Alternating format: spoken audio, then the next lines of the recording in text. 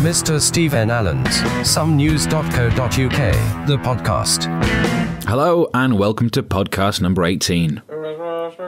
Yeah, I'm in a pretty good mood today. I'm just happy I don't have a brother. It just seems more trouble than it's worth. I've been reading about the plotting and scheming in the Labour Party. There are claims that David Miliband is trying to get his brother Ed to fail so that he can become leader. He's just waiting to step in and start doing what his brother was chosen to do. Or as it's called these days, doing a Ryan Giggs. Yeah, this Ryan Giggs thing, it's like a modern day Cain and Abel. Apart from Ryan wouldn't say, "Am I my brother's keeper?" Because he's not a keeper, he's a midfielder. Oh no, a Bible joke at the start of a podcast. That's got most people turned off. Anyway, in this edition, Bruce Forsyth is a night to remember. Wayne Rooney pulls the rug out from over us, and health and safety in the bedroom. Let's crack on. Mr. Stephen Allen's Some News Podcast, the main news. Happy times. It's been a time of celebration, and it's all thanks to the honours list. Yep, long time coming, but finally we got this. So happy and so relieved in a way. It's all over, that all the speculation that's been going on for the last 5 years. Yay, TV legend Bruce Forsyth has finally become Sir Bruce. Although I'm sure he won't force people to actually call him Sir Bruce, because he's not a knobhead like that, is he, Alan Sugar? Yeah, but Bruce gets his much-deserved knighthood for services to not being dead yet. But no, I mean, seriously, he's a legend and he deserves it. He's now a knight. Although I'll tell you what, knights are very different than they were back in the days of Camelot.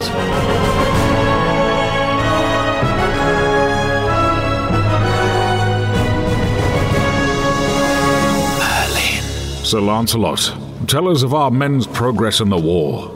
Well, sire, we have repelled their forces at the border, but still they attack. Sir Forsyth, what say you? Didn't we do well? Marvellous. But, Sir Forsyth, this is a situation we cannot hold indefinitely. We are running short of supplies. Our men are having to catch and eat the local pheasants. Good game. There's been a long campaign to get Bruce's knighthood, and it just goes to show that if you work in Saturday night TV entertainment, you eventually get what you deserve. So now that campaign has ended, I want to start another one. For someone who's worked on Saturday telly for quite a while now, I think we should get a knighthood for Ant from Ant and Dec. But not Dec. I mean, I got nothing against Dec, I don't even know which one he is, but I just like the idea that if one gets knighted and the other one doesn't, I would love to see what it does to their relationship. Oh, wait, man, Ant. I want to play on Mario. I think you're missing a Sir in that sentence. Ant, I want to play on Sir Mario. Was that a new one? Also in the honours list, actor Colin Firth, the Oscar winner for the film The King's Speech, was given a CBE. He did an impression of the Queen's dad's speech impediment, and he got a CBE.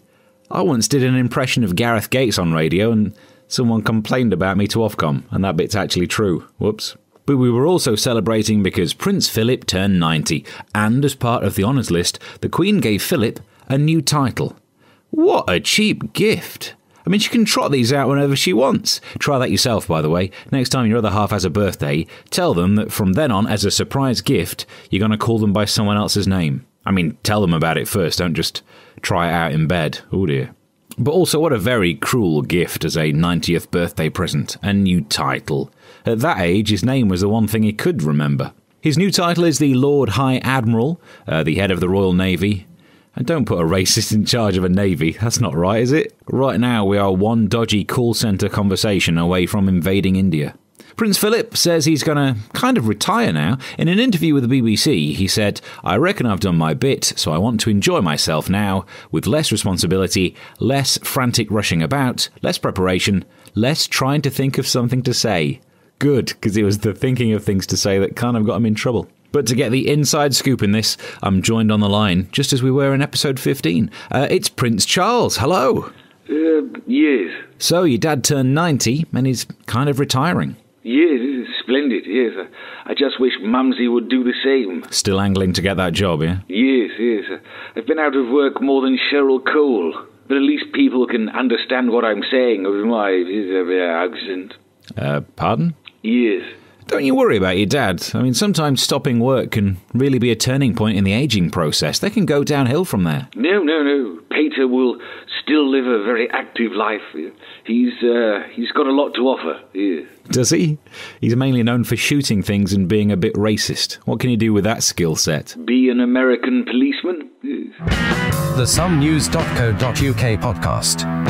I am so disappointed in Wayne Rooney getting a hair transplant. I mean, okay, I guess I should be disappointed because of all the affairs, but he's letting down the rest of the bald community. Did you see the picture that he posted on Twitter? It wasn't a great quality pic. It kind of looked like it was taken on a security camera while he was nicking someone's car stereo. And let's be honest, if it wasn't for football, he probably would have been. Yet Wayne Rooney has turned his now hairless back on his bald brethren, and he's had some new hair fitted. Some football fans don't like it. If you've got 40 grand's worth of new hair, you're not going to go in for that header. And that was the good thing about Rooney in the old days. Some people don't go for headers because they don't want to mess their face up. Wayne Rooney was like, I got nothing to lose. And then there are the bald people amongst us who find it offensive. Having a hair transplant and posting pictures on the web, it's a bit like showing off your lack of under-moob sweat patches to someone who's got moobs. My God, I need a makeover. Apparently, he did it because he was sick of people saying he looked like Shrek. People weren't saying you look like Shrek because of your lack of hair. It was because of your Shrek-like face.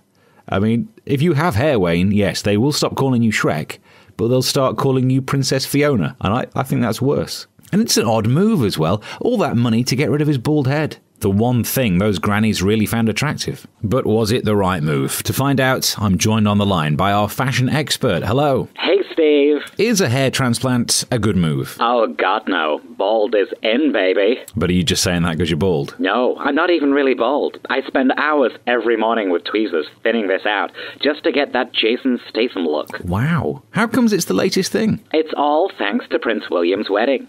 High camera angles, no headwear in church, and 2 billion people watching.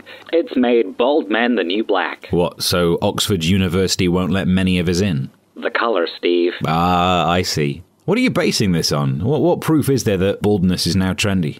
I'm basing this on the TV show The Only Way is Essex. Really? Oh, yeah. All the glamorous women on that show, they walk around with 2 bald men stood in front of them. Oh, I see what's happened. The somenews.co.uk podcast. Lying in bed is more dangerous than climbing a ladder according to recent statistics. Well, with all those sexually transmitted diseases around, that's not what they mean. This is figures by the NHS Information Centre have revealed more than 20,000 people in England were admitted to accident and emergency between March 2010 and February this year because they fell out of their bed, whilst only 6,400 people managed to fall off a ladder. I mean, if you hurt yourself falling out of bed, have a lower bed, you idiot. Actually, I don't want to solve this problem. I don't want to live in a world where we stop people falling out of bed. If you're the kind of person who can't lie down without hurting yourself, maybe you shouldn't be around to add to our gene pool. Thank you very much. 20,000 people hurt in bed, 6,400 people hurt on ladders. So if you're in that top bunk bed, you're screwed.